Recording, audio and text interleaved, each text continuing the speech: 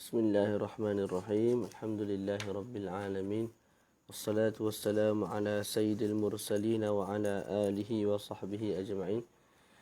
Qala rabbi shrah li sadri wa yassir li amri wahlul 'uqdatam min lisani yafqahu qawli. Nawaitu ta'alluma wa ta'lima wa tadhakkura wa tadhkira wa nafa wal intifa' wal ifadata wal istifadata wal hasanata tamassuki bi kitabillah وسنة رسوله صلى الله عليه وآله وسلم والدلالة على الهدى ابتغاء مرضاته وثوابه وقربه سبحانه وتعالى. InsyaAllah pada malam ini walaupun dah agak lewat, kita akan baca dalam 30 hingga 40 minit perbahasan yang ketujuh, baki perbahasan yang ketujuh, iaitu hukum mengambil suntikan.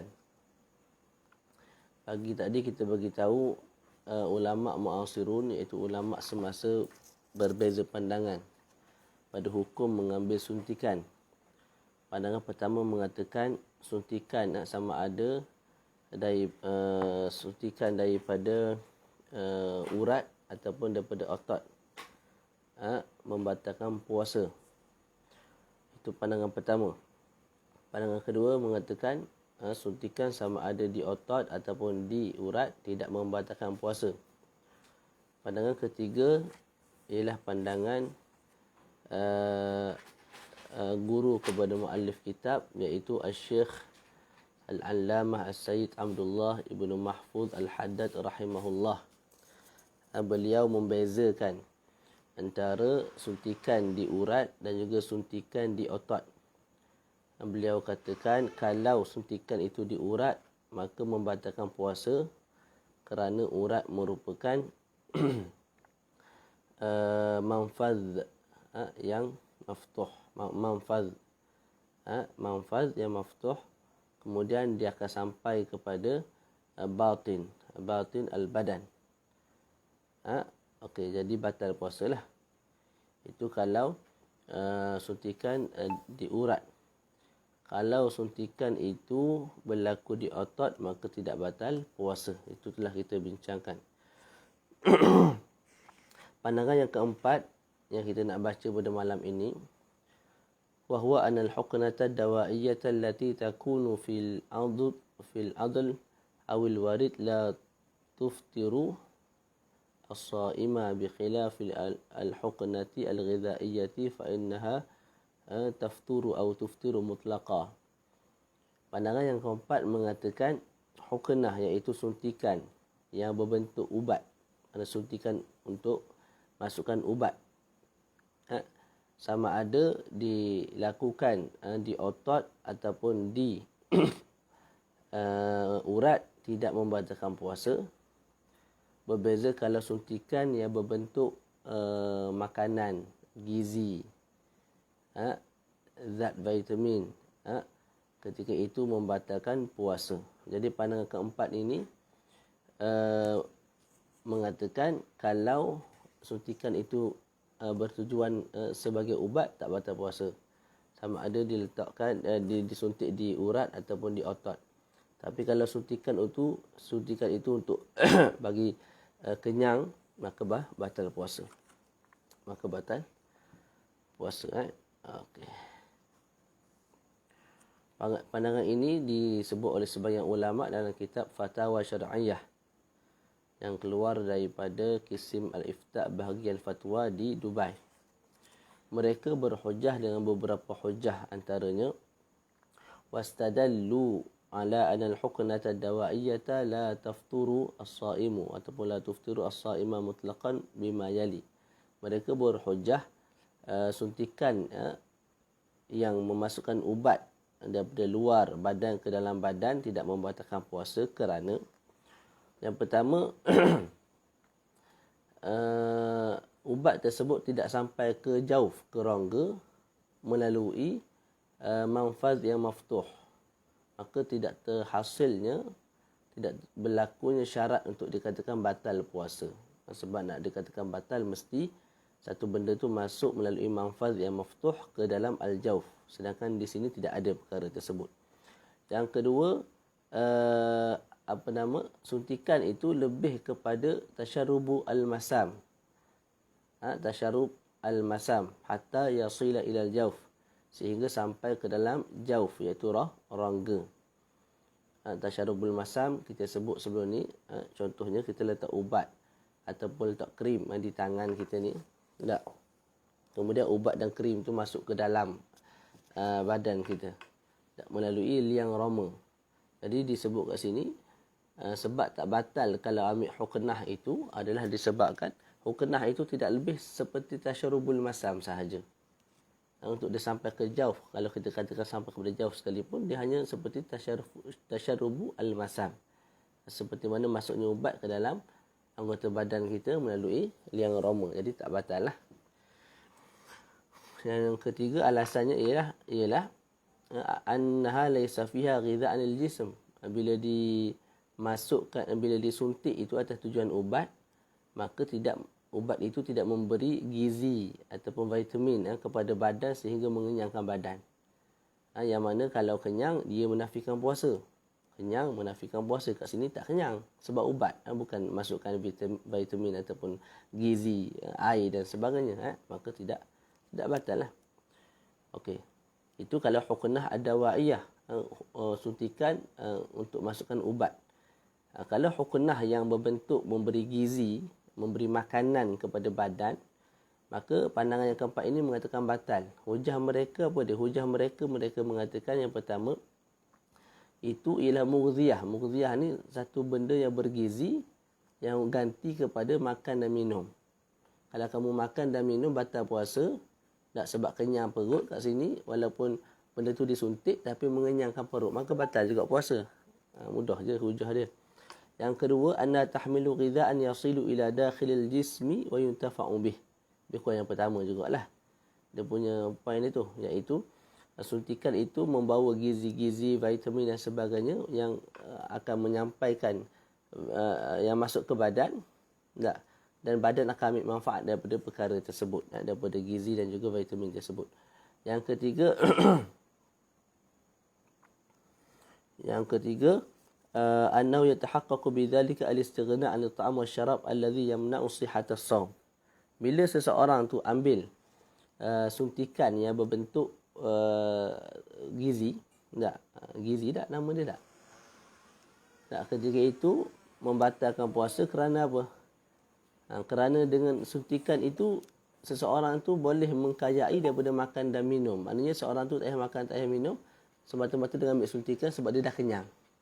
Maknanya dia nak sebut dia cover kepada makanan dan minuman lah. Jadi kalau makan minum batal puasa, sini juga membatalkan puasa. Jadi 3 hujah ni lebih kurang aja. Okey, wa aqulu. Kakak pergi tidur, kakak. Buka seluar. Kata badan.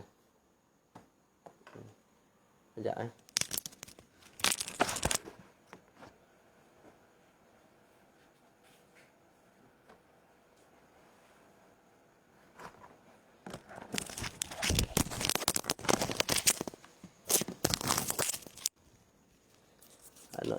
anak kena chicken pox. Saya pula esok insya-Allah ke hospital lagi untuk test COVID lah. Baru ni test dah sekali. Tapi apa nama RTK tak. Yang hidung, ikut hidung saja tu negatif. Kita nak check ikut mulut sekali lah esok. Mulut dan hidung. Dia pun batuk-batuk, ada sakit tekak sikit. Agak negatif jugalah. Sebab kita kontak rapat dengan seorang kawan. Dia positif. Dia positif. Dengan 2 kali test, dua-dua positif. Jadi minta doa semualah insya-Allah. Bismillah.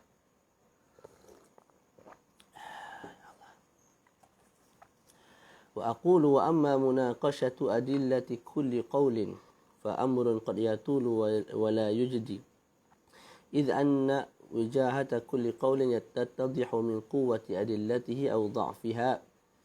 آمين يا رب. آمين. فسأدعو ذلك إلى فهم القارئ الحصيف والاحتياط لا يخفى فضله ومكانته من الدين الحنيف. فكما أن الاحتياط في أمور الدنيا حاصل ومطلوب فالاحتياط في أمور الدين أولى ومرغوب. Jadi akhir sekali pengarang kitab kita beritahu perbincangan secara panjang lebar bagi setiap pandangan, maka tidak disebut kat sinilah. Nak tahu hak mana lebih kuat pandangannya, maka mesti kita datangkan hujah mereka dan kita datangkan pula i'tiradat. I'tiradat ni maknanya i'tirak lah. I'tirak ni kita rak dia pandangan tersebut dan kita tengok daripada empat pandangan ni mana yang lebih kuat hujahnya pada sudut dalil. Jadi tidak dibawa di sini. Cumanya Syekh sebut ihtiyat dalam agama itu satu perkara yang dituntut.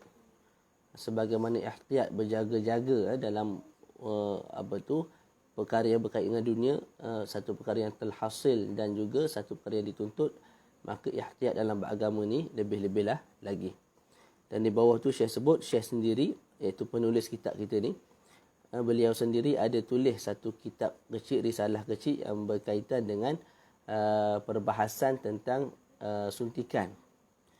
Dan kesimpulan yang dia sebut kat bawah ni ialah dia lebih cenderung kepada pandangan yang ketiga yang mengatakan kalau kita ambil suntikan melalui warid, iaitu warid urat, maka batal puasa. Kalau kita ambil suntikan melalui otot, sama ada otot tangan ke, otot bahagian punggung ke, bahagian fakhid, paha ke, kaki ke, maka tidak batal puasa. Itu. Dan pandangan itu juga sebagaimana kita sebut ditarjihkan oleh Al-Allamah Syekh Al-Allamah Al-Habib Zain bin Ibrahim bin Sumit, sebagaimana disebut dalam kitab Taqrirat As-Sadidah yang disusun oleh anak murid beliau. Jadi apa yang kita nak sebut ialah sekalipun ada pandangan yang mengatakan tidak batal, dan sekalipun agama itu senang, kita kena ingat agama juga terbina atas ihtiyat, berhati-hati, berjaga-jaga. Jadi kalau kita boleh ambil pandangan yang ihtiyat, maka itu yang lebih comel dan lebih baik. Okey, kemudian kita baca sikit lagi lah. Mabahas as-samin, perbahasan yang ke-8 fi bayani hukmi qatrati al-aini as-saim. Perbahasan yang ke-8 membincangkan hukum kita ambil ubat titik di mata. Kita sedang puasa, kita ambil ubat titik di mata. Adakah perbuatan kita tersebut membatalkan puasa ataupun tidak? Secara umum yang kita sebut, setiap perbahasan yang baru dia akan jadi khilaf. Walaupun perkara tersebut dah disebut oleh ulama terdahulu, tapi boleh jadi disebab zaman dahulu alat tidak begitu canggih, tidak begitu moden berbanding yang ada hari ini, maka ada perkara-perkara yang tak boleh dikenal pasti oleh ulama dulu dikenal pasti oleh ulama hari ini. Dan hukum akan jadi berubah. Tak apa, kita baca apa yang disebut dalam kitab kita ni. Hukmu qatrati al-ain lis-saim yatawaqqafu ala hal al-ainu manfaz maftuhun aw yujad biha manfaz maftuh am la. Wa madza yaqulu al-fuqaha as-sabiqun wa madza yuqarriru at-tibb al-hadith.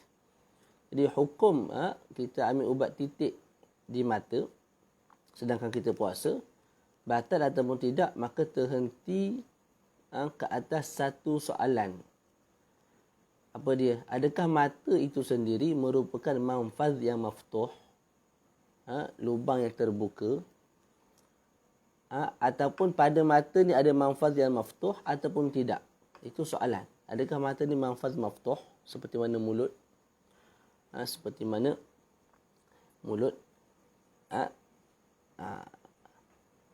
Maka bila dikatakan manfaz maftuh, hukumnya akan batal puasa. Kalau tidak, tidak. Wa madza yaqulu sabiqun, apakah pandangan yang disebut oleh ulama yang lampau, dan apa pula yang telah ditentukan oleh ulama semasa, iaitu para doktor pakar. Para doktor pakar, maknanya perubatan semasa lah.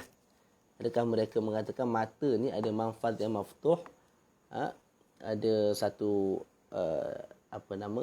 bukan wire, urat yang menyebabkan bila kita letak ubat kat sini, maka dia boleh ubat tu, cecair tu akan mengalir melalui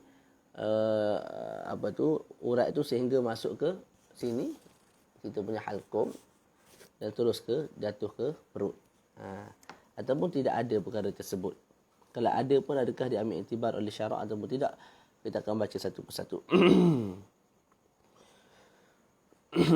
Allah. Aqulu mas'alatul kuhli laha irtibatun qawi bimas'alatina bijami'in annal kuhla wal qutrata aw qutrata aynan wal aynu tafturu biwusuliha al jawfa fal hukmu yaduru ma'al illah wujudan wa adaman wa yuqarriru ba'd al ulama anna qutrat al ayn la taftur aw la tuftir ka Syekh Mahmud Shaltut wa Dr. Muhammad Hasan Hito hafizallahu taala kama sayati. Jadi jawapan bagi soalan kita tadi ialah masalah kuhal, iaitu masalah pakai celak di mata, ada hubungan yang rapat dengan persoalan kita hari ini, iaitu masalah kita letak cecair, iaitu ubat di mata. Tak? Tu. Kerana apa? Kerana kuhal, iaitu celak, ialah satu zat, satu ain. Begitu juga ubat mata merupakan satu zat, satu ain, mana cecair yang kita boleh pegang. Begitu juga celak. Jadi dua tu perkara yang sama. Maka hukum pakai celak dengan hukum kita letak ubat di mata ada kaitan yang sangat rapat yang kita akan sebutlah. Okey. Dan sebahagian ulama mengatakan pakai ubat di mata, ubat titik di mata tidak membatalkan puasa. Antara lain ulama yang berkata begitu ialah Syekh Mahmud Shaltut dalam Fatawa Al-Azhar dan juga Syekh Hasan Hito, kitab beliau Fiqhus Siyam. Okey. Dan di dalam kitab kita ni Syekh Zain membawa nas daripada kitab Fiqhus Siyam karangan Maulana Syekh Hasan Hito hafizahullah. Okey, kita baca nas tersebut. Yajuzu lis-saimi an yaktahila bi jami'i anwa'il kuhli wa la yaftur bidzalik sawa'un wajada ta'mahu fi halqihi am la. Li'ayna al-'ayna laysat bi jawfin wa la yujad minha manfadh munfatih ila al-halqi wa ma yasilu ila al-halqi min ta'm al-iktihali aw at-taqtiri fi al-'ayni innama huwa bi tasharrubil masam kama huwa ma'ruf la an tariqi manfadh maftuh. Okey. Disebut oleh Maulana Syekh Hasan Hito hafizahullah, beliau berkata, orang yang berpuasa boleh bercelak dengan semua jenis celak. Dan kalau bercelak tak batal puasa. Walaupun bila seseorang tu guna celak, dia dapati ada rasa pahit dekat dia punya halqum ni, dekat dia punya tekak ni. Tak batal juga puasa. Sebab apa? Sebab mata bukan jauh. Bukan rongga. Tu. Dan juga tidak ada manfaz, tidak ada lubang yang terbuka yang menyampaikan ain itu kepada halqum. Itu yang disebut. Wa ma yasilu, lepas tu kalau tidak ada perkara yang boleh menyampaikan sesuatu daripada mata ke halqum, macam mana kita boleh rasa pahit tu? Saya sebut kat sini, wa ma yasilu ila al-halqi min ta'mil iktihal aw at-taqdir fil 'ain innama huwa bitasharrubil masam. Apa yang sampai ke halqum daripada rasa celak tu sendiri pahit ataupun daripada ubat tu, rasa ubat tu, ia tidak lebih ialah kerana tasharrubil masam. Tasharrubil masam ni disebabkan sedutan daripada liang roma. Macam kita sebut tadilah, kita letak ubat di tangan, sikit lagi ubat tu hilang, masuk ke dalam. Macam mana boleh masuk ke dalam daging dalam tangan ni? Disebabkan liang roma kita yang sedut, yang sedut tu lah, yang tasyarrub tu, yang minum lah kalau tasyarrub ni, kalau bahasa nak terjemuh. Boleh tak? Jadi bukan masuk melalui manfaz maftuh sampai ke jauh, tapi sekadar tasyarrub al-masam. Sebab tu kita rasa pahit dekat sini. Jadi tak batal lah kalau tasyarrubul masam dalam mazhab Syafi'i, memang tak batal lah. Jadi ini juga seperti itu, maka tidak batal. La an tariqi manfaz maftuh. Wa huwa mazhab Syafi'iyah, dan ini mazhab Syafi'i dan juga mazhab Hanafi dan juga mazhab Auza'i dan Daud Az-Zahiri dan selain daripada mereka lah. Wa dhahaba al-Imam Malik wal Imam Ahmad ila karahati al-iqtihal in lam yasil ila al-halqi fa in wasala ila al-halqi faqad aftar. Jadi pandangan mazhab Syafi'i tidak sebut tadi di atas. Kemudian pandangan Imam Malik dan Imam Ahmad, mereka mengatakan makruh seorang yang sedang berpuasa ambil celak, pakai celak. Makruh itu kalau tidak sampai sesuatu daripada mata ke halkum. Kalau sampai ke halkum maka batal.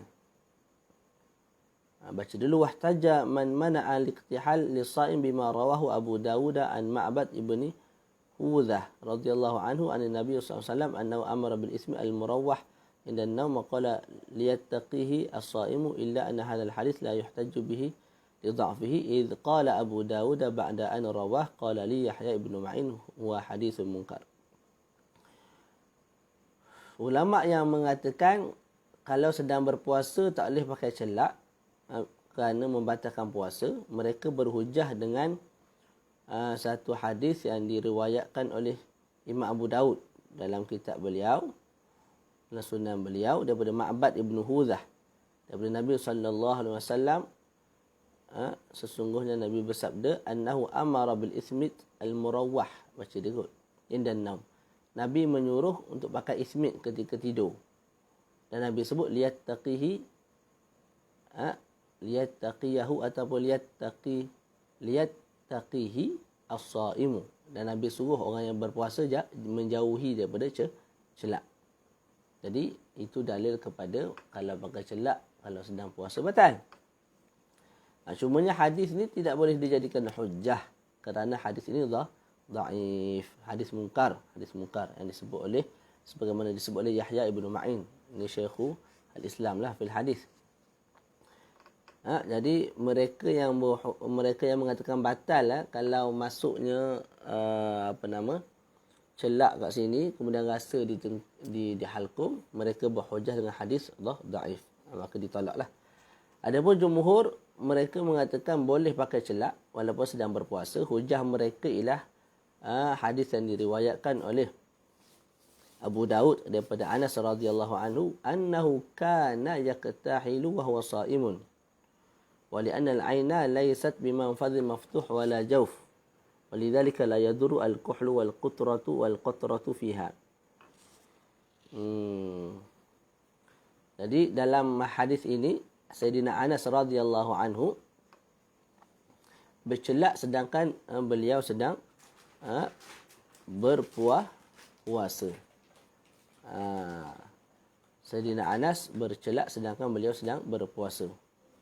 Jadi hadis ini jelas menunjukkan apa dia? Menunjukkan celak tidak membatalkan puasa. Sebab kalau batal puasa, Sayyidina Anas tidak pakai celak ketika sedang berpuasa. Sebab sahabat ni dia tak buat perkara-perkara yang haram. Membatalkan puasa secara sengaja haram. Jadi sahabat tak buat perkara-perkara lagu tu. Bila buat juga tu dalil kepada tidak batal puasa. Dalil lain ialah mata ni bukan manfaz yang maftuh, bukan juga jauf. Bukan lubang yang terbuka, bukan juga rongga. Oleh sebab itu tidak ada mudarat kalau pakai celak ataupun kita letak ubat di mata. Begitu juga jumhur berhujah dengan hadis yang diriwayatkan oleh Imam Ibnu Majah daripada Aisyah, iqtahala an-nabiy sallallahu alaihi wasallam wa huwa shaimun. Sitina Aisyah sebut sesungguhnya Nabi Muhammad sallallahu alaihi wasallam telah memakai celak sedangkan beliau baginda sedang berpuasa. Boleh sedangkan beliau sedang berpuasa.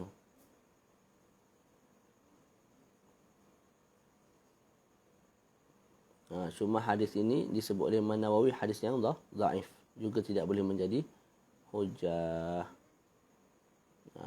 Jadi apa hujah bagi mazhab jumhur tadi yang disebut oleh Imam Abu Daud daripada Anas tadi, daripada Sayyidina Anas. Apa yang kita sebut tadi lah, Sayyidina Anas bercelak sedangkan dia berpuasa. Adapun hadis yang diriwayatkan Ibnu Majah daripada Aisyah itu hadis yang dhaif, tak boleh dijadikan hujah juga. Jadi hujah bagi jumhur, dalil bagi jumhur ulama ialah asar daripada Sayyiduna Anas radhiyallahu anhu, dan juga kita katakan mata, bukan jauf. Bukan juga manfaz yang maftuh. Baca sesaja dia lambatlah, tak apa.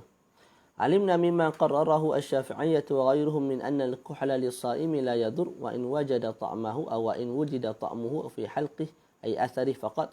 هذا ما سيتضح فيما بعد من كلام بعض فقهاء الشافعية. أما إن وجد أو إن وجد عينا أحسها في حلقه فهذا يفطر. ومثله قطرة العين. ويقرر الطب الحديث أن في العين عرقا صغيرا له ارتباط بالحلق كما أخبرني بذلك بعض من أثق به من الأطباء المختصين في العيون. Jadi sebagaimana telah kita sebutkan, ulama Syafi'iyah mengatakan pakai celak bagi orang yang berpuasa tidak ada masalah sekalipun rasa pahit di tengkuk ni, halkum ni. Sebab apa? Mereka mengatakan itu hanya asar, kesan, bukan zat. Jadi bila kesan sahaja tak batal lah. Sebagaimana kita buh gigi, tak.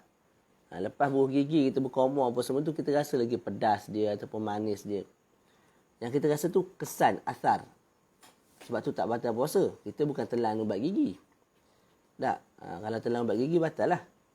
Jadi kalau telan asar, tidak batal. Jadi kat sini pun disebut sama. Kita tak ubat kat sini ataupun kita pakai celak, kita rasa pahit. Itu hanya asar sahaja, kesan sahaja, maka tak batal. Sebab tu disebut selepas itu, kalau seseorang tu rasa ain, rasa zat, dia pakai ubat, lepas tu dia rasa memang cecair ubat tu ada kat sini. Daripada atas ke bawah. Maka batal puasa.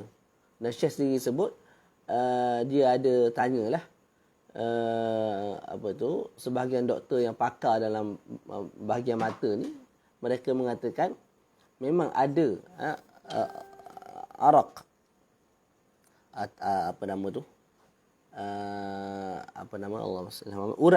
urat daripada mata ni yang sampai ke halqum, yang ada hubungan dengan halqum. Tu. Jadi oleh sebab itu, kalau seseorang itu letak suntikan ataupun ambil ubat titik mata, tiba-tiba dia rasa betul memang zat cecair itu ada di tengkuk dia, ada di tengkuk, ada di halqum dia, ada di halqum dia lah, ketika itu batal puasa. Jadi kesimpulan dia dalam mazhab Syafi'i ni, kita pakai celak tak batal. Kalau hanya asar sahaja yang kita rasa di tengkuk ini. Sebagaimana kita sebut tadi, ubat gigi, lepas kita buh gigi, tak kita rasa pedas sikit, kita rasa berangin, kita rasa manis. Itu disebabkan kesan daripada ubat gigi. Ubat gigi dah tak ada dah. Kita dah berkomor 2-3 kali dah. Batal tak? Tak batal. Kat sini pun sama. Berbeza kalau kita buruh gigi, tak, lepas tu ada lagi baki ubat gigi, kita pun telan ubat gigi, batal. Begitu juga kat sini. Kalau kita pakai ubat ataupun pakai celak dan kita rasa ubat tu ada kat sini, cecair tu ada kat sini, kita pun telan, batal. Benda memang rumit lah benda ni. Sebab benda berkait dengan medik satu hal. Kemudian, yalah. Saya pun ada tanya kat isteri bab-bab ni. Tapi di jawapan pun, kadang kita nak percaya, kadang tak nak percaya. Boleh jadilah doktor-doktor sama dia pun pening bahagian ni. Bukan ada khilaf jugalah. Wallahualam.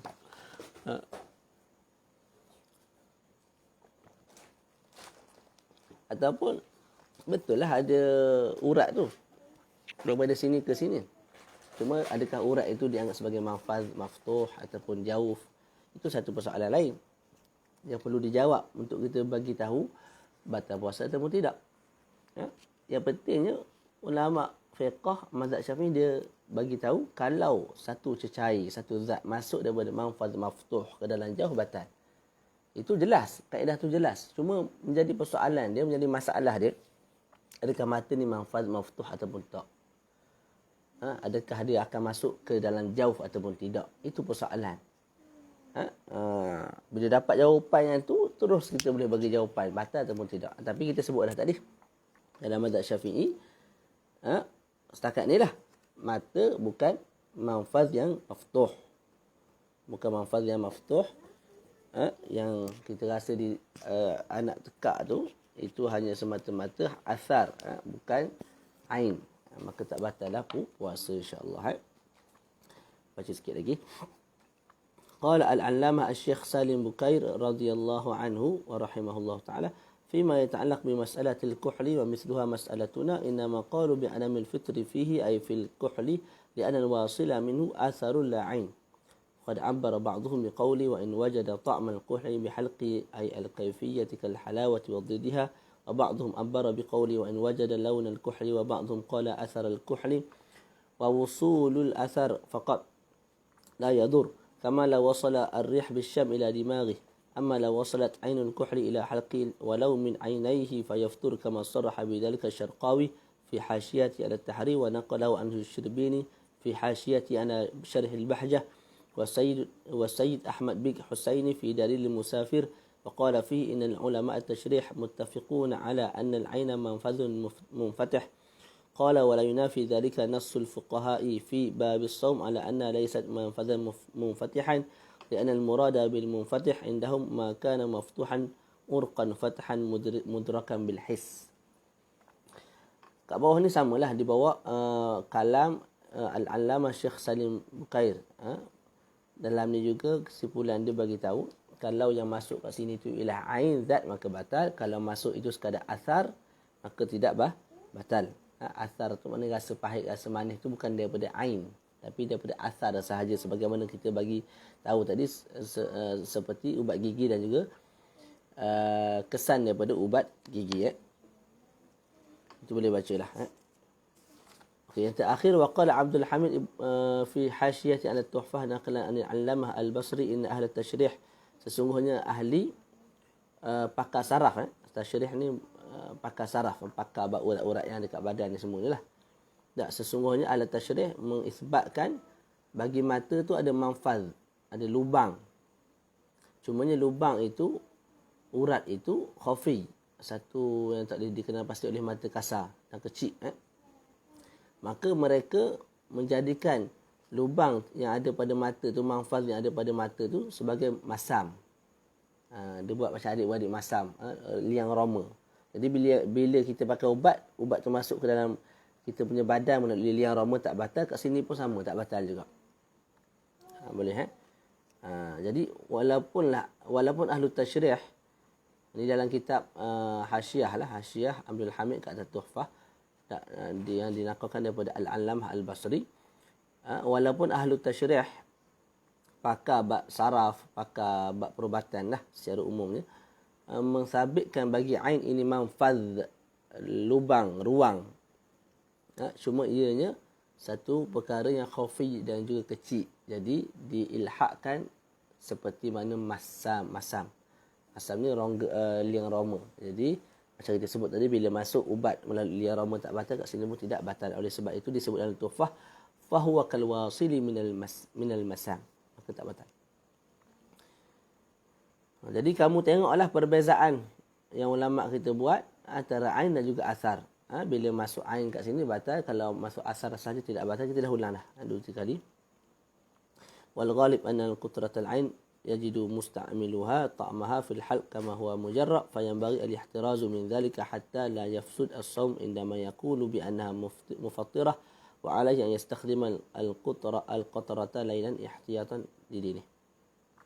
Jadi yang terakhir saya sebut ghalibnya pemakai bagi ubat titik di mata tu tak, biasanya akan dapati rasa pahit kat sini. Tak. Jadi sewajarnya orang yang berpuasa tak payahlah pakai benda tu waktu pagi. Sehingga membatalkan puasa di sisi ulama yang mengatakan batal puasa. Walaupun ada pandangan kata tak batal, tapi ada pandangan ada kata batal. Jadi selagi kita boleh tak pakai waktu pagi, ubat mata tu jangan pakailah, pakai pada waktu malam. Kerana ihtiyat dalam agama satu perkara yang dituntut. Tak. Jadi kalau kita baca kitab-kitab ulama ni gitulah.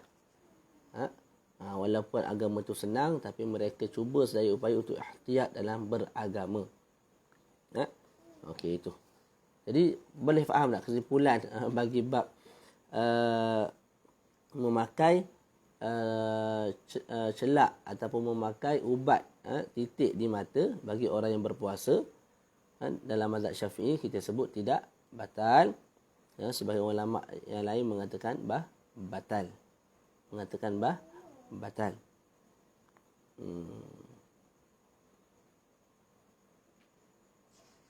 Jadi mata ni di sisi mazhab Syafi'i bukan manfaz yang maftuh. Wallahu a'lam.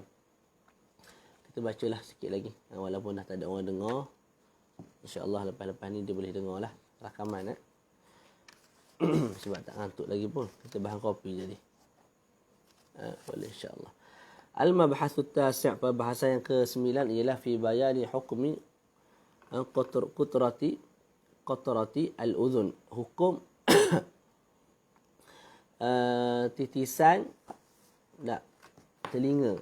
Ni kalau kita pakai ubat titik di telinga kita, adakah batal puasa ataupun tidak? Ni tak banyak mana ni. Kita baca je. Al-muqarraru inda jumhuril ulama' min al-hanafiyyati bi syarti an yakuna duhnan la ma'an wal malikiyyah wa syafi'iyyah wal hanabilah anna qutratal udhun tuftiru as-sha'ima bi i'tibari anna al-udhuna manfadhun maftuh. Jadi yang muqarrar di sisi jumhur ulama, di sisi mazhab Hanafi, cuma mazhab Hanafi kata tak batal tu kalau masuk ke telinga tu duhun, minyak. Kalau air dia ada perbahasan lain. Itu di sisi mazhab Hanafi lah. Jadi yang muqarrar di sisi mazhab Hanafi kalau yang masuk tu duhun. Dan juga di sisi mazhab Maliki secara umum sama ada duhun ataupun minyak ataupun air yang masuk. Begitu juga di sisi mazhab Syafi'i dan juga mazhab Hanbali.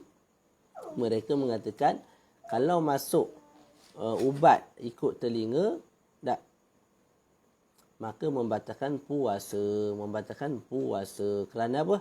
Kerana telinga ialah manfaz yang maftuh. Seperti mana mulut, seperti mana hidung, manfaz yang maftuh. Waqtalafa al-Hanafiyyatu fi taqtiril ma' fil udhun. Kemudian mazhab Hanafi sendiri, ulama Hanafiyah sendiri berbeza pandangan. Kalau seseorang itu mengambil ubat titisan tak di telinga, tapi ubat itu ialah air, bukan minyak. Mereka sendiri berbeza pandangan lah. Apa pandangan tersebut? Sebahagian ulama iaitu Syekh Marghinani dalam kitab Al-Hidayah, dan pandangan ini ditashihkan oleh sebagian ulama yang lain mengatakan tidak batal. Jadi pandangan ini mengatakan sama ada yang masuk tu dia masuk di telinga tu minyak ataupun air tak batal. Sama ada minyak ataupun air tu masuk sendiri ataupun sengaja kita masukkan tidak batal. Itu di sisi mazhab Hanafiyah. Jadi ingatlah, dalam mazhab Hanafi mereka membezakan antara air dan juga minyak. Kalau yang masuk tu minyak memang tak batal. Kalau masuk tu air ke dalam telinga maka jadi khilaf. Khilaf macam mana? Bila sebut khilaf tu ada kata batal, ada kata tidak batal. Yang kata batal, dia kata batal lah kalau masuk tu air. Sama ada masuk sendiri ataupun termasuk batal. Tapi Qadhi Khan daripada ulama Hanafiyah juga membezakan antara seseorang yang sengaja memasukkan air ke dalam telinga maka batal, dengan seseorang yang lain yang termasuk air ke dalam telinga maka tidak batal. Kita selesai kat situ. Kita baca lagi. Jadi ulama Hanafiyah sepakat kalau diletakkan minyak batal. Kalau diletakkan air tidak batal. Tak semula. Ulama Hanafiyah kita sebut tadi kalau masukkan minyak batal, kalau masuk air ada perincian.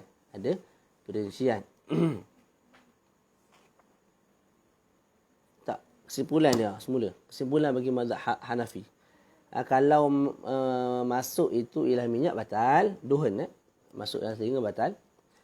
Lepas tu kalau masuk air, tengok kalau masuk air itu secara tak sengaja, dukhul bukan idkhal, maka tak batal juga. Yang menjadi khilaf kalau memasukkan air dengan sengaja, itu barulah ada khilaf. Sebahagian kata batal, sebahagian kata tidak batal. Saya ulang. Kesimpulan bagi mazhab Hanafi ialah kalau masukkan minyak ke dalam telinga, sama ada sengaja atau tidak sengaja, yang penting ia minyak, maka batal puasa. Begitu juga mereka sepakat kalau termasuk air ke dalam telinga tidak batal. Yang menjadi khilaf kalau sengaja memasukkan air ke dalam telinga, itu jadi khilaf. Sebahagian kata batal, sebahagian kata tidak batal. Okey, jadi berdasarkan apa yang telah saya sebut, ulama Syafi'iyah sendiri mengatakan telinga ialah manfaz yang maftuh. Manfaz yang maftuh. Seperti mulut. Manfaz yang maftuh masuk ke halqum, batallah puasa. Tak. Jadi uzun pun sama begitu. Tapi kita tengok pandangan medik semasa. Apa kata mereka? Lakin at-tibb al-haditha yuthbitu anna al-udhuna laysa manfadhan maftuhan wala yaftur bidhalik. وهو قول قوي أيضا مقابل الأصح عند الشافعية وقال به جماعة من الفقهاء الشافعية كأبي علي السنجي والقاضي حسين والفوراني والغزالي وصححه.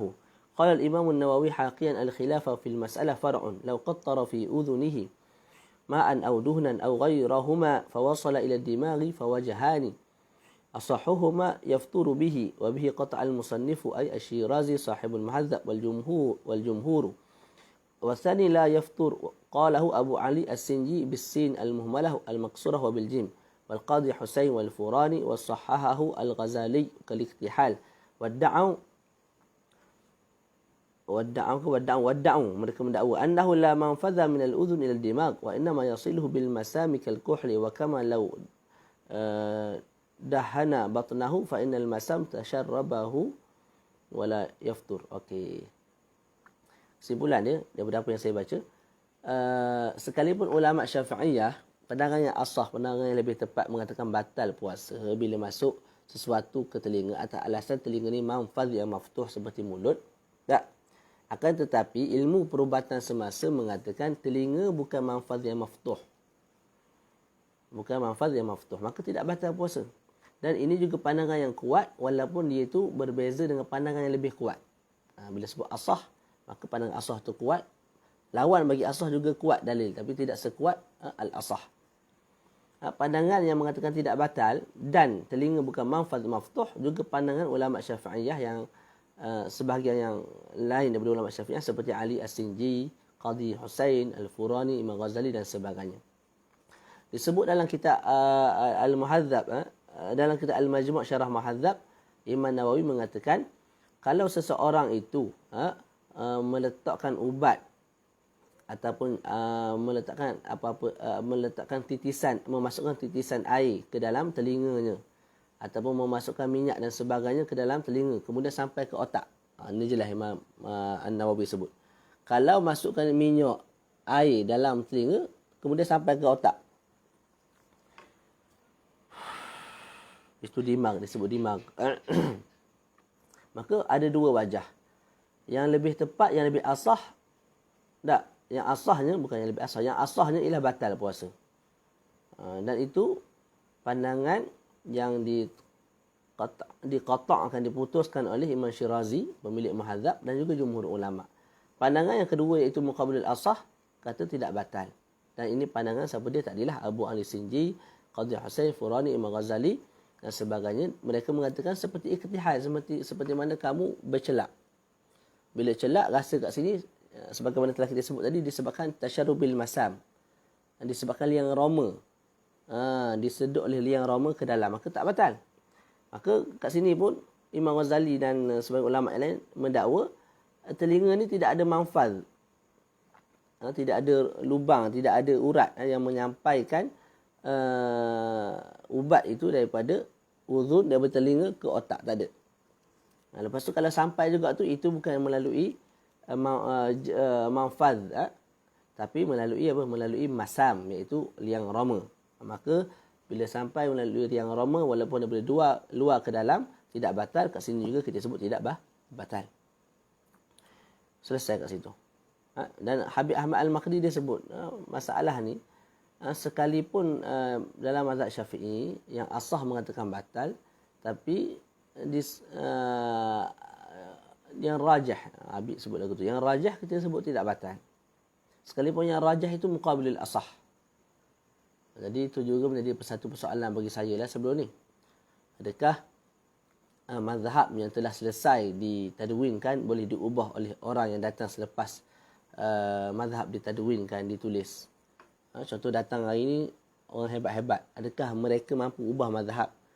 Jawapannya tak boleh. Mazhab ialah hikayah wa naqlun. Kita hanya menakalkan, menghikayatkan apa yang telah ditadwinkan oleh ulama-ulama yang terdahulu berdasarkan dalil-dalil tertentu dalam kitab mereka. Cuma yang kita boleh sebut ialah pandangan ini kurang tepat walaupun dia kuat di sisi mazhab kerana apa? Kerana dalil sekian. Macam masalah yang kita sebut ini ialah yang berkait dengan apa? Telinga. Pakai ubat kat telinga batal puasa ke tidak? Kalau ikut mazhab Syafi'i yang lebih kuat batal. Tak, tapi kita sebut tak batal kerana apa? Kerana pandangan perubatan semata mengatakan itu bukan manfaz maftuh. Tidak ada manfaz maftuh yang menghubungkan daripada tidak ada urat ataupun tidak ada lubang lah yang boleh menghubungkan ubat daripada telinga sampai ke otak. Maka tak batal. Waqad afta ba'd ulama al-Azhar bi anna at-taqtira fi al-udhun yufattir thumma kakak. Ya tarik. Abi nak habis dah ni. Sekejap, Abi nak habis dah. وقد أفتى بعض العلماء الأزهر بأن التقطير في الأذن يفطر ثم قالوا فاستعمال شيء من ذلك في نهار رمضان لا يجوز شرعا فإن فعل وشعر بأثر ذلك في حلقه وهو صائم فقد فسد صومه ويمسك بقية يومه ويطالب بقضائه. Sebagai ulama Azhar dalam fatwa Al-Azhar mengatakan titisan ubat di telinga membatalkan puasa. Kemudian mereka mengatakan menggunakan titisan ubat di telinga pada siang bulan Ramadan tidak boleh diharamkan. Kalau guna juga kemudian rasa sesuatu di bahagian halqum maka batal puasanya dan wajib baginya imsak menahan diri sampai ke maghrib. Walaupun dah batal mesti imsak sebagaimana telah kita terangkan. Dan dia perlu qada. Dan juga telah datang dalam fatwa guru kami tadilah guru muallif iaitu Syekh Abdullah bin Mahfuz Al-Haddad menerangkan masalah ini, adakah telinga itu manfaz maftuh ataupun tidak. Kalau manfaz maftuh batal puasa, kalau tidak batal puasa. Maka Imam Al-Allamah Al-Haddad menjawab, telah berkata fuqaha'una asy-Syafi'iyah, telah berkata ulama Syafi'i, ulama-ulama dalam mazhab Syafi'i, sesungguhnya uzun itu manfaz maftuh. Kita ulang. Ulama Syafi'i mengatakan al-uzun manfazul maftuh. Maka mereka menghukumkan batal puasa kalau masuk sesuatu ke dalam telinga. Air ke ubat ke ikutlah. Kalau berendam masuk air batal puasa. Cumanya dalam masa yang sama kalau seseorang itu rasa sakit dan sebagainya yang memerlukan untuk dia letak ubat, maka boleh pakai ubat tu. Tapi batal puasa lah. Tapi batal puasa disebabkan apa? Disebabkan hukuman ulama Syafi'iyah tadi ke atas telinga itu sebagai manfaz yang maftuh. Cumanya Imam Ghazali yang juga daripada ulama Syafi'iyah, ulama kibar, dan disebut kat sini ulama at-tasyrih. Imam Ghazali ni antara ulama saraf at-tasyrih. Cuma Habib Ahmad Al-Makhdi sebut, aku tak jumpalah dalam terjemah yang aku baca, Imam Ghazali ni dianggap sebagai ulama at-tasyrih. Jadi sahabat-sahabat yang dengar ni kalau ada jumpa nas yang mengatakan Imam Ghazali ni memang ulama tasyrih, kalau kita baca terjemah Imam Ghazali ada disebut Imam Ghazali ulama tasyrih, maka bagi tahulah supaya kita boleh kongsi dengan Maulana Al-Habib. Dan saya sengaja share setiap kali saya nak dengar rakaman Habib, saya share supaya apa, orang boleh pilih nak dengar saya ke nak dengar Habib. Jadi saya pun lebih kepada ulang kaji lah. Bukan nak suruh orang dengar, saya tak nak dengar punca asal pun tidak ada masalah. Dan kita tidak rasa malu langsung bila mana kita dedahkan punca ilmu kita. Tak perlu rasa malu lah. Okey. Wa huwa min ulama' at-tasyrih. Nanti rasa macam tak berapa nak kena. Tak rasa nak alim sangat lah sebab ilmu ambil dari orang lain. Lepas tu buka video, hanya syarah benda yang telah didengar, dipelajari daripada orang lain.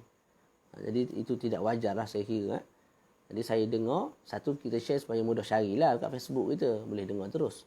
Satu lagi nak share pada sahabat-sahabat. Kalau nak dengar yang itu lebih baiklah. Daripada dengar saya bebel ni, baik dengar Habib Ahmad. Cuma kalau tak boleh dalam bahasa Arab, bolehlah dengar yang saya ngajar ni sikit-sikit, kongsi. Begitu. Qala bi anna al-udhuna laysa manfadhan maftuh. Imam Ghazali yang juga ulama Syafi'i mengatakan telinga ni bukan manfaz yang maftuh. Tak. La yanfuz, tidak tembus daripadanya, iaitu daripada telinga, sesuatu yang menyampaikan kepada otak, kepada kepala. Dan disebut jangan ni, Imam Haddad sebut wa ra'yuhu huwa rajih. Dan pandangan Imam Ghazali walaupun muqabilul asah, walaupun berbeza dengan pandangan muktamad dalam mazhab, dianggap sebagai rajih. Kerana apa? Berbetulan dengan ilmu perubatan semasa. Jadi saya ulang. Pandangan mazhab Syafi'i kita hikayatkan, tak, asahnya begini, yang muqabilul asah begini. Kemudian kita nak tarjih yang mana, itu atas kita berdasarkan dalil kita. Tapi jangan tarjih saya saja tak ada dalil. Jadi macam kat sini, walaupun pandangan yang asah dalam mazhab Syafi'i, tak, ialah telinga manfaz maftuh, maka batal puasa kalau kita masuk ke sesuatu. Tak, tapi ada pandangan kedua, yang mana pandangan kedua itu berbetulan dengan ilmu perubatan semasa, yang mengatakan telinga bukan manfaz yang maftuh. Telinga bukan manfaz yang maftuh, yang menyebabkan hukuman akhirnya, natijah akhirnya ialah kita sebut kalau seseorang tu guna ubat kat telinga, masukkan air kat telinga, tak batal langsung. Tak batal langsung. Sebab apa? Bukan manfaz yang maftuh. Bukan manfaz yang maftuh. Jadi disebut wa ra'yuhu huwa rajihu lima qarrarahu at-tibbul hadits min al-qawli bima yuwafiqu ra'yah. Fal-haqqu inal udhuna la yufattiru as-sa'ima aw la yuftiru as-sa'ima bidukhuli shay'in fihi. Li'annahu la yanfudhu ila al-batin bal yastaqirru fatratan hatta yakhruja. Jadi Syekh sebut ni bukan manfaz maftuh. Tak. Malah kalau masuk air dekat telinga, dia tak pergi ke otak ke, tak pergi ke perut, tak. Malah dia kekal dalam telinga sampai satu masa dia keluar balik dari telinga. Itu yang disebut. Dan Syekh sebut ini pandangan yang berbetulan dengan tibbul hadis. Faman ittara ila isti'mal al-qatrah naharan fala haraja alaihi insyaallah taala kama qalahu al-allamah al-Haddad sabiqan. Jadi siapa-siapa yang terdesak nak kena guna juga titisan itu dalam ketika waktu pagi, maka tak ada masalah, boleh guna. Kerana apa? Bukan manfaz maftuh, maka tak batal. Dalam Bughyah baca ni. Faidatu ubtuliya bi waja'in fi udhuni la yuhtamal ma'ahu sukun illa bi wad'i dawa'in yusta'malu fi duhnin aw qutnin wa tahaqqaqa at-takhfif aw zala al-alamu bihi bi an arafa min nafsihi aw akhbarahu tabibun jaza dhalika wa sahha sawmuhu lid-darurah fatawa Bahuraith. Tu tak ada masalah lah. فهذه فتوى على القول بأن التقدير في الأذن يفطر أما على القول بخلافه فلا حرج عليه أصلا. Dalam Bughyah Al-Mustarsyidin, karangan tak ingat siapa dia. Ala kulli hal, dalam kitab Bughyah Al-Mustarsyidin disebut sesiapa yang diuji oleh rasa sakit di telinga, yang mana dia tak boleh nak kontrol rasa sakit tu, tak boleh nak ihtimal, tak boleh nak tanggung rasa sakit tu, tak kena juga pakai ubat untuk menghilang rasa sakit tu, tak, maka kita sebut boleh dia pakai ubat tersebut. Kalau dapat khabaran daripada doktor yang ubat tu berkesan lah. Dan puasanya sah, tidak ada masalah. Jadi disebut selepas itu oleh pengarang kitab kita, hadzal fatwa al-qawl bi anna at-taqdir fil udhun yuftir atau yaftur. Fatwa daripada Al-Bughyah yang mengatakan masukkan sesuatu ke dalam telinga tidak membatalkan kalau terdesak. Kita faham kalau tidak terdesak batal tak? Itu pandangan apa saya nak sebut gini. Dalam Bughyatul Mustarsyidin disebut pakai boleh ke tak ubat kita boleh tak pakai ubat di telinga. Kalau terdesak sangat, sakit telinga kalau tanpa pakai ubat, maka boleh pakai dan tak batal kerana darurat. Tapi kalau tidak terdesak, kita faham batal lah. Tak. Jadinya itu pandangan dalam Bughyah. Kalau terdesak boleh pakai. Kalau tak terdesak, pakai juga batal puasa. Ya. Pandangan yang disebut oleh Syekh tadi, yang berbetulan dengan kalam Al-Allamah Abdullah bin Mahfuz Al-Haddad, memang tak batal sejak daripada awal lagi, sebab ini bukan manfaz yang maftuh. Jadi dalam Bughyah kita faham dia juga menganggap, sahibul kitab juga menganggap telinga sebagai manfaz maftuh. Cumanya kalau pakai kerana darurat tak batal, kalau pakai kerana tidak ada darurat batal. Itu bagi ulama yang mengatakan ini manfaz yang maftuh. Bagi ulama yang mengatakan tidak, manfaz ini bukan manfaz yang maftuh, telinga bukan manfaz yang maftuh, dan pandangan itu berbetulan dengan ilmu perubatan semasa, maka kita sebut pakai kerana darurat ke, tak ada darurat ke, memang tak batal. Sebab telinga bukan macam mulut. Boleh. Nak baca lagi? Baru 11.53. Kita baca lagi lah satu bab. Tengah-tengah semangat ni. Sekejap Bab pakai inhaler. Bismillah. Kita minum Nescafe. Memang tidur lambat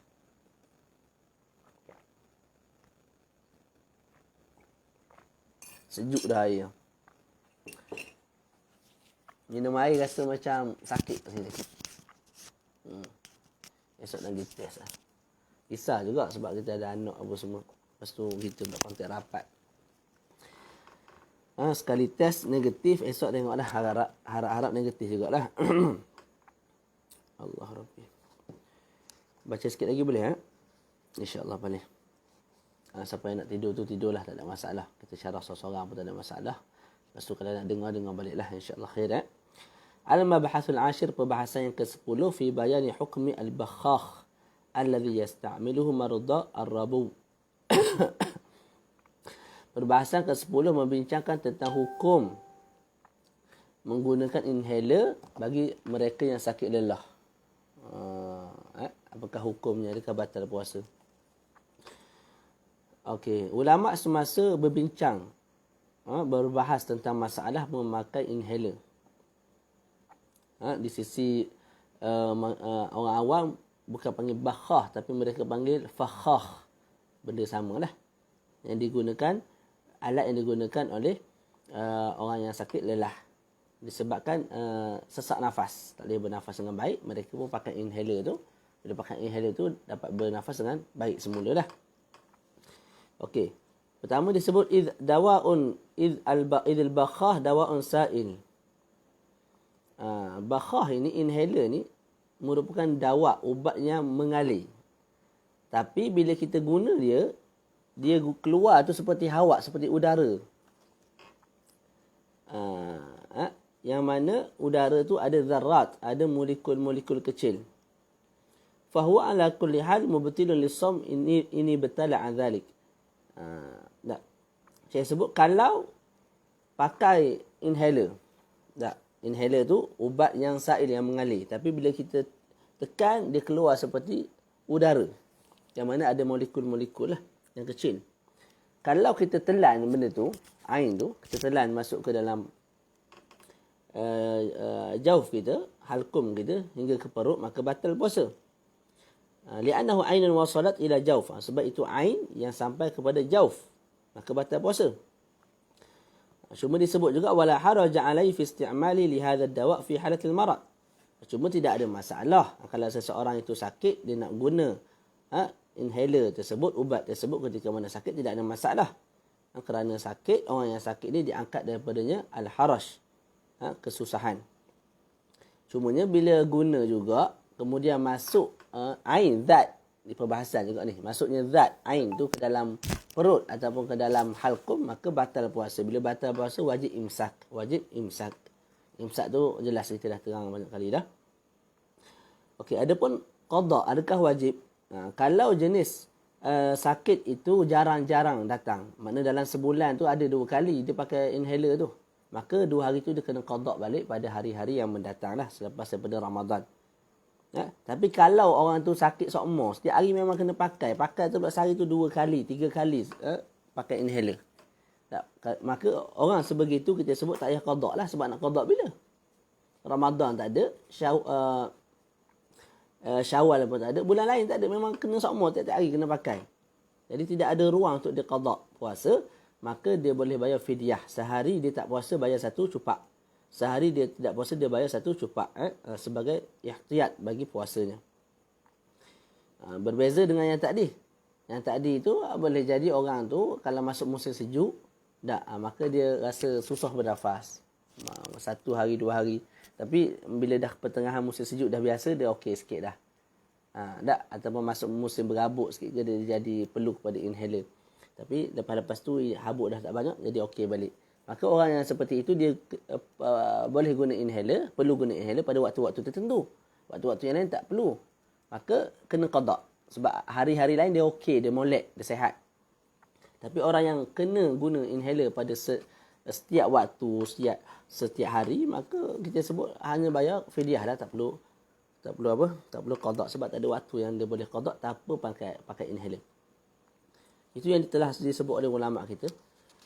Okey, kemudian dibawa pula dalam muqaddimah 72 ni, ceritakan Darul Faqih. Siapa yang nak beli kitab ni boleh beli daripada Ustaz Farhi. Beliau jual ceritakan Dar Talib apa nama? Talib apa nama? Tahu tak ingat dah. Habib Ahmad yang tahqiq kitab tu. Boleh belilah. Supaya apa, ada orang tanya soalan ke apa, mudah nak rujuk. PDF pun ada, kalau tengok ada PDF. Kalau ada duit belilah. Kita support kawan-kawan kita yang jual kitab ni. Wa ilaika ba'dul fatawa fi hadhihi masalah. Fatawa ke fatawi baca dia? Tak ingat. Rasanya fatawi tak? Kedua-dua boleh. Wajahin. Tu jalan selamat wajahin dah. Nak kena molek dua-dua wajah tu salah. Wa ilaika ba'dul fatawa fi hadhihi masalah. Dibawa 2 fatwa dalam masalah inhaler. Sebab inhaler ni tak ada zaman Nabi tak ada sahabat pakai inhaler bila lelah, tak ada. Jadi bila masalah yang baru ni ulama semasa lah ambil peranan untuk berijtihad. Pandangan pertama disebut oleh Syekhuna Al-Allamah Abdullah ibnu Mahfuz Al-Haddad, guru kepada muallif rahimahullah taala. Beliau mengatakan al-fakhah ataupun al-bakhah ialah ubat yang diletakkan dalamnya ubat yang mengalir, cecair lah. Tapi bila digunakan, keluar daripada inhaler tu benda yang menyerupai udara, hawa. Oleh sebab itu, kalau orang yang berpuasa terdesak juga guna, maka Syekh sebut sedaya upayalah menjaga diri daripada menelan sesuatu daripada zat ubat tersebut. Habib sebut kontrol kat sini. Kat halkum ni, biar kita tutup halkum tu. Jangan masuk dia punya cecair tu ke dalam. Cuma jadi persoalan jugalah kalau Habib Maulana Abdullah Ibn Haddad sebut begitu, kita kena tanya dah, doktor, adakah kalau betul boleh kita tekan ni halkum ni supaya tidak masuk ain tu, adakah memberi kesan kepada ni, pada kita punya alat pernafasan tu? Takut kalau tak masuk, kalau bahagian ni tertutup, maka benda tu tak masuk ke dalam, maka kekal sakit tenat jugalah, tak boleh nak bernafas dengan baik. Memang kena berganding bahu doktor dengan fuqaha ni nak menjawab soalan ni. Cumanya kita baca fatwa ni begitu. Habib kata, Maulana Syekh Abdullah ibnu Mahfuz Al-Haddad rahimahullah kata begitu. Bila terdesak juga pakai, cuma pelihara jangan sampai ain bagi, sebab kita sebut tadi inhaler tu dawa, ubat yang mengalir. Tapi bila disembur dia jadi macam udara gitu je. Ala kulli hal lah, kita bukan mahir sangat, kita baca fatwa je. Jadi bila dah ditiup tu jangan sampai ain dia tu, zat tu masuk ke dalam halkum. Bal yahtafizu biha fil fam, malah jaga, kamu pelihara sahaja molekul-molekul tu dalam mulut, jangan sampai masuk ke halkum. Lepas tu kamu buang balik molekul tu yang duduk dalam mulut kamu tu, yang tak sampai ke dalam halkum. Kemudian kalau rasa juga dia halkum ni, maka itu kata Syekh asarud dawa, tu kesan bagi ubat, bukan ain bagi ubat. Maka bila kesan bagi ubat, macam kesan ubat gigi lah, bukan ubat gigi. Kalau kesan ubat gigi tak batal. Tak, beza kalau kita makan ubat gigi. Jadi kat sini pun sama. Yang kamu rasa pahit kat sini apa semua tu, itu kesan daripada ubat, bukan ainul dawa. Fala yaduruhu insya-Allah, maka tidak ada masalah lah insya-Allah, tak batal puasa. Mudah ni. Khususan lebih-lebih lagi bagi mereka yang sentiasa kena pakai benda ni. Tiap-tiap hari kena pakai. Maka Syekh sebut begitulah. Bila kamu makan, sedaya upaya pelihara daripada air masuk ke dalam alat pernafasan. Tak. Lepas tu kamu berkomu buang molekul-molekul zat-zat yang ada kat mulut daripada ubat tersebut, maka tak batal lah insya-Allah. Cuma yang Allah alam lah, bila disebut fa'alahi ayat tahaffaza, kena pelihara sungguh-sungguh daripada telan sesuatu daripada ain tu, yang kita faham lah. Kalau kita tanya doktor sebut memang masuk ain ke dalam, maka kita tak boleh nak lari dah lah, kena sebut batal juga. Itu berdasarkan fatwa ni lah. Fatwa ni disebut Al-Allamah Abdullah ni, Ibnu Mahfuz Al-Haddad sebut tak batal tu kalau tak masuk ain. Ain tu, zat tu hanya ada area mulut, kamu pelihara, kamu ludah balik, tak masuk ke hakum, tak batal lah. Kalau kita tanya doktor, kata memang nak mesti masuk juga, boleh memberi kesan kepada kita punya alat pernafasan, kita sebut batal jugalah. Okey. Jadi itu kata Syekh, tak batal bagi mereka yang tak telan dan berkomor selepas gunakan ubat tu. Lepas tu apa yang rasa kat tengkok tu ialah asar, kesan sahaja, bukan ainul ad-dawa. Dan mereka puasa sah lah. Tu.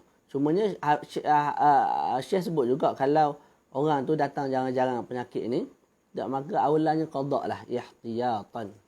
Banyak sangat jumpa ihtiyatan. Tu, selagi mana boleh kita berihtiyat lah. Jadi kalau sekadar dalam sebulan tu 2 kali 3 kali datang, 3 hari tu qada lah puasa. Ihtiyat ni berjaga-jagalah, bimbang memang pandangan yang mengatakan batal tu pandangan tu yang tepat. Bila jumpa Allah Ta'ala bagi tahu pandangan yang tepat ialah pandangan kata batal. Maka kalau kita dah qada, selesailah. Tapi kalau belum qada, jadi masalah isu sikit lah. InsyaAllah innallaha ghafurur rahim. Bila kita pegang pandangan yang kata tak batal berdasarkan dalil-dalil tertentu juga, insyaAllah lepaslah. Cumanya nak lebih selamat, nak lebih berjaga-jaga, maka kita sebut syamil qada. Syamil qada. Amma al-mubtala, adapun orang yang diuji setiap hari dengan pakai inhaler kerana sakit tu, maka dia jagalah sekadar kemampuan dia yang dia mampu. InsyaAllah puasa dia sahih dan kita tidak taklifkan, bebankan dia dengan qada. Kalau dia nak ihtiyat, dan itu yang lebih baik dalam agama, maka keluarkan setiap hari dia berbuka tu bayar fidyah. Dan kami tidak dan jangan buka puasa, maknanya bila pakai inhaler tu, kita sebut kalau pakai tiap hari, kalau dah cuba saya upaya untuk menahan daripada masuknya zat ke dalam dada, ke dalam jauf, maka tak batal puasa, tapi jangan buka. Maknanya bila tak batal, lepas tu jangan makan minum pula. Maknanya teruskan sampai ke maghrib, gitulah. Pandangan kedua, iaitu fatwa yang kedua yang disebut dalam fatwa syar'iyah. Sesungguhnya bakhah itu, inhaler itu, kalau daripada inhaler itu keluar razaz ni rasa molekul-molekul kecil. Sebagaimana telah disebutkan mungkin oleh para ahli at-tib.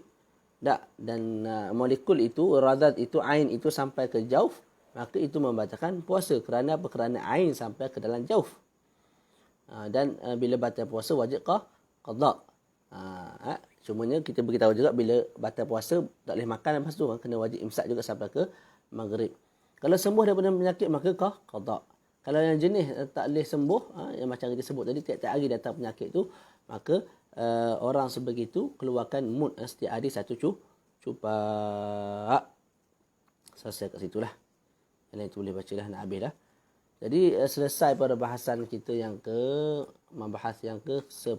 Baki lagi 9 perbahasan. Lepas ni kita akan bincang hukum mengeluarkan darah daripada seseorang dan pindahkan darah tersebut kepada orang lain, apakah hukumnya. Kemudian hukum menelan kahak, apakah hukumnya. Kemudian selepas tu masuk dah sunat-sunat puasa, ada adab puasa, perkara makruh ketika mana puasa, hukum siwak bagi orang yang sedang berpuasa, hukum pakai minyak wangi bagi orang yang berpuasa. Kemudian hukum hakam berkait dengan i'tikaf. Lepas tu masalah-masalah yang tersebar luas, masalah-masalah yang pelbagai lah dalam perbahasan yang ke-18. Kemudian masalah yang ke-19 ditutup dengan perbahasan mengenai tarawih, solat tarawih. dapat bahasa yang berkait lah. Solat 8 ke, solat 20 ke, nak bergaduh ke tak nak pada bulan Ramadan akan dibahas insya-Allah. InsyaAllah. Jadi terima kasihlah sudi dengar sampai pukul 12 7 minit ni. Jadi insya-Allah lah daras yang saya buat ni lebih kepada diri saya sendirilah. Kita ni jenis malas. Bila kita nak mengajar ni semangat sikitlah nak dengar rakaman, nak catat sikit, nak ulang kaji balik. Moga-moga ada manfaat untuk umat Nabi Muhammad sallallahu alaihi wasallam. Moga-moga adalah sedikit bekal untuk kita bertemu Allah Taala insya-Allah. Sallallahu alaihi wasallam Muhammad wa ala alihi wasallam. Alhamdulillahirabbil alamin.